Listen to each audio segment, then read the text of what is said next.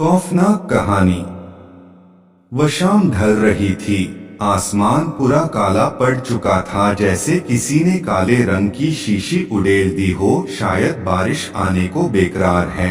घिरा हुआ आसमान और ठंडी हवाएं चांदनी को बेहद पसंद थी। बारिश चांदनी के बदन में एक अजब सी सिहरन पैदा करती थी। चांदनी आईने के सामने पिछले आधे घंटे से बनस्वर रही थी। बनस्वर क्या, सजने की रिहर्सल कर रही थी। 3 बार तो साड़ियां चेंज कर चुकी थी। चांदनी को साज श्रृंगार का बहुत शौक था। आज उसे मिसिस कपूर की बेटी की शादी में जाना था। चांदनी कॉलेज की अध्यापक थी, मगर दिखती कॉलेज स्टूडेंट जैसी। वो हमेशा खूबसूरत दिखना और खूबसूरत रहना चाहती थी। चांदनी अब तैयार होकर रवाना ही हो रही थी। उसके नजर अखबार पर पड़ी। उसमें कोई भैरव चौक की खबर थी। लिखा था कि भैरव चौक नाम के एक छोटे से इलाके में बहुत सारी अजीबोगरीब घटनाएं घटी हैं।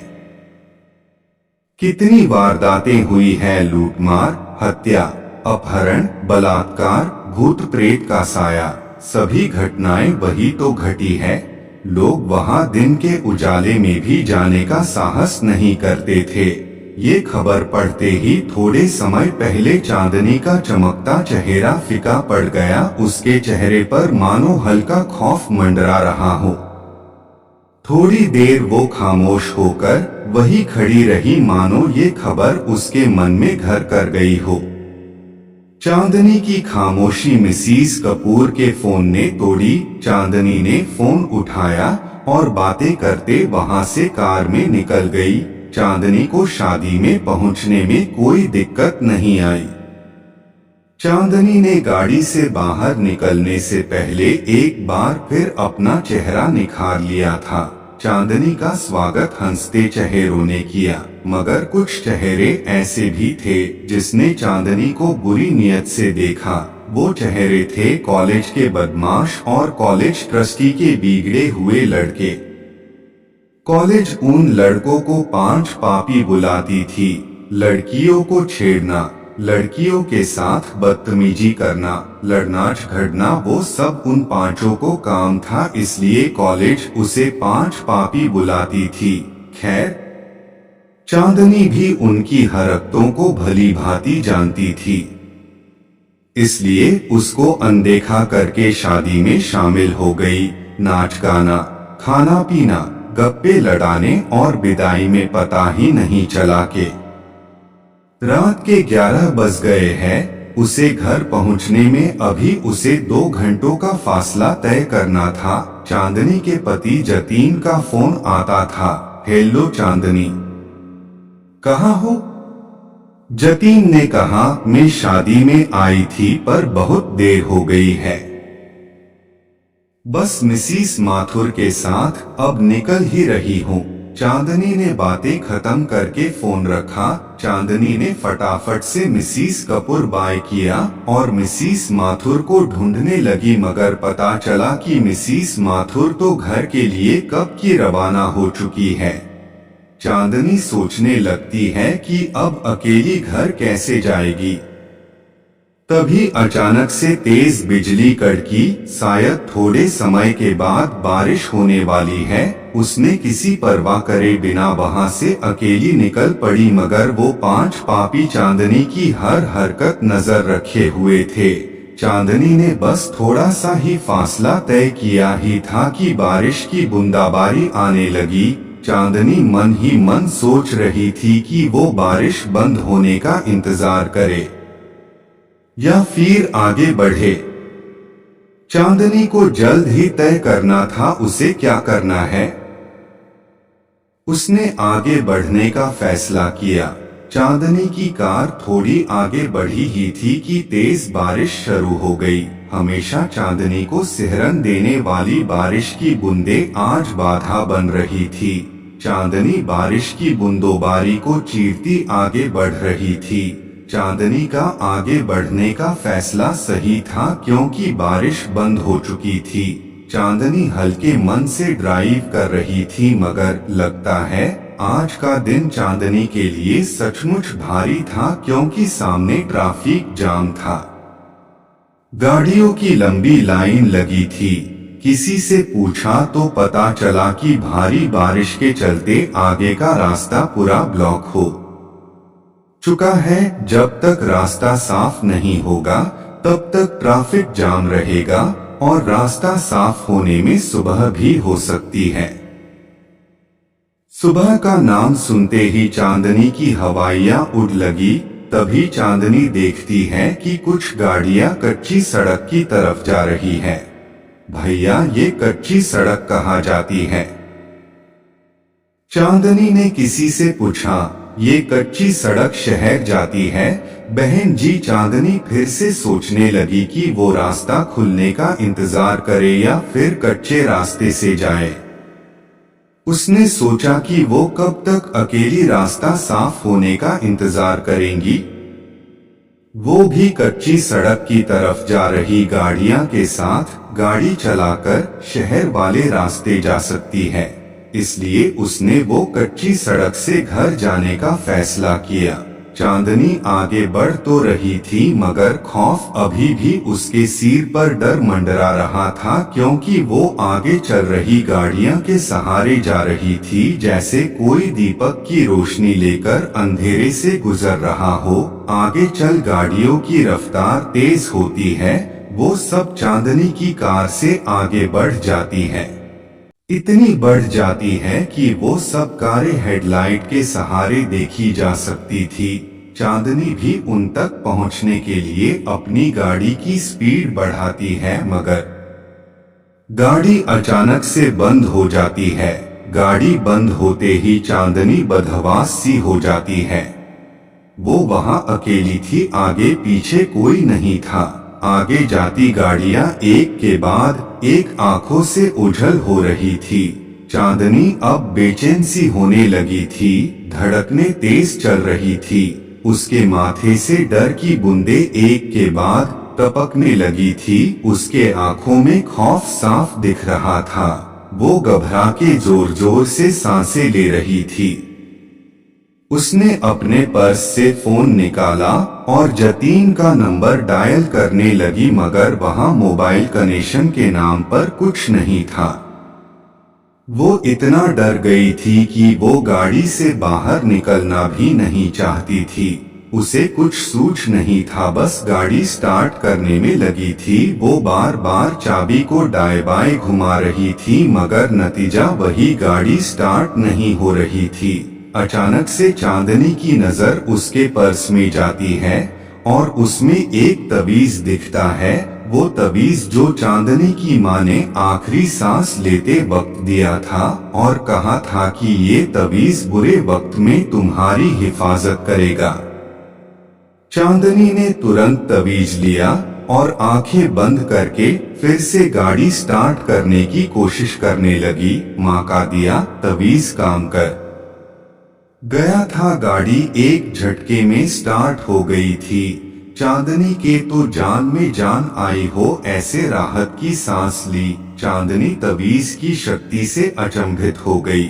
वह समय व्यर्थ किए बिना वहां से चल दी। चांदनी एक आधा किलोमीटर का रास्ता काटा था। वहां उसे एक बोर्ड दिखता है। उसे बोर्ड पे लिखा था भैरव चौक।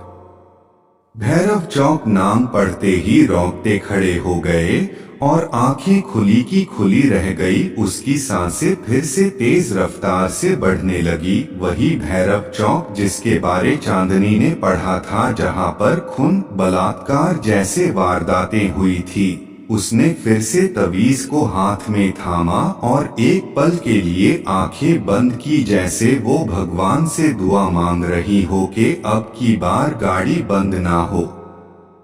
मगर ये क्या? चांदनी की कार भैरव चौक के नाम के बोर्ड के ठीक सामने आकर रुक गई। चांदनी ने बाहर का नजारा देखा तो वो बेहद अंधेरा और डरावना था। जुगनू की टमटमाटी रोशनी के सिवा कुछ दिखाई नहीं दे रहा था। चांदनी ने फिर से तवीज उठाया और आंखें बंद करके भगवान का नाम लेती हुई गाड़ी स्टार्ट करने में जुट गई। गाड़ी के चाबी को दाई बाई घुमाकर उसकी उंगलियां तक थक गई थी, मगर अब की बार गाड़ी शुरू होने का नाम ही नहीं ले रही थी। एक दो बार फोन भी लगाया मगर वहां भी उसे नाकामयाबी मिली। वो इतनी डरी हुई थी कि गाड़ी से बाहर निकलने में भी उसके पैर कांप रहे थे। तभी उसे सामने कुछ दिखा। सामने से सफेद रंग की कुछ धुंधली धुंधली आकृति आ रही थी। चांदनी उसे देख दहल गई और बदन में कंपकंपी होने लगी। वो आकृति जैसे जैसे आगे आ रही थी वैसे वैसे एक आकृति से 3 आकृतियां हो गई थी। काले घने अंधेरे में सफेद रंग साफ साफ दिख रहा था। चांदनी उसे देख बस सोच रही थी, ये क्या आ रहा है। सफेद चादर ओढ़े कोई आदमी या फिर कोई भूत प्रेत। चांदनी के पसीने छूटने लगे थे। चांदनी ने जल्दी से गाड़ी के शीशे बंद है कि नहीं ये तसल्ली कर ली और वहां बैठे बैठे तवीज को थामे आंखें बंद करके भगवान का नाम जपने लगी। अब वो आकृतियां चांदनी के गाड़ी के आगे पीछे मंडराने लगी थी। सहमी हुई चांदनी जोर जोर सांसें लेकर हल्की सी कनकियों से देख रही थी। तभी किसी ने गाड़ी के शीशे पर जोरदार वार किया। चांदनी उस तरफ देखा तो मालूम पड़ा कि वो गाड़ी के शीशे तोड़ने की कोशिश कर रहे थे। चांदनी घबरा के जोर जोर से चिल्लाने लगी, बचाओ बचाओ। चांदनी चिल्लाती रही और वो शीशे पर वार करते रहे और एक शीशा तोड़ दिया। शीशे टूटते ही चांदनी को कहीं से मदद मिल जाए इसलिए वो जोर से चिल्लाने लगी, बचाओ कोई मुझे बचाओ। किसी ने गाड़ी का दरवाजा खोल दिया और चांदनी का हाथ पकड़ के गाड़ी से एक झटके में बाहर फेंक दिया। चांदनी गाड़ी से बाहर गिरकर एक पत्थर से आ टकराई। चांदनी मानो अधमरी सी हो गई थी। उसने हिम्मत जुटाई और वहां से उठ खड़ी हो गई तो उसने देखा कि वहां 3 सफेद चादर ओढ़े 3 शख्स थे। वो तीनों के चेहरे काले, दहशत भरे और भयानक थे और सब हाथ में चक्कू लेकर खड़े थे। चांदनी समझ गई कि ये सब लुटेरे हैं और बिना कुछ बोले चांदनी ने सोने चांदी के जेवर निकालने लगी। ये सब ले लो मगर मुझे जाने दो, चांदनी से बिलखते हुई उन लुटेरों से कहा। एक लुटेरे ने तुरंत चांदनी के हाथों से सब जेवर छीन लिए। चांदनी अभी भी बिकल बिलक कर बस रोए जा रही थी। ये सब तो हम लेंगे ही मगर इतनी लूट काफी नहीं हमारे लिए। एक लुटेरे ने चांदनी के ऊपर हवस भरी नजर डालते कहा। चांदनी लुटेरों का इरादा समझ गई थी और एक सांस लेकर वहां से भागी। वो तीनों भी चांदनी के पीछे भागे मगर सहमी हुई चांदनी कितने तक भाग पाती। उन तीनों भेड़िए ने आखिरकार चांदनी को पकड़ ही लिया। बचाओ बचाओ, चांदनी पूरी ताकत से चिल्लाई, यहाँ तुम्हें बचाने वाले कोई नहीं आएगा।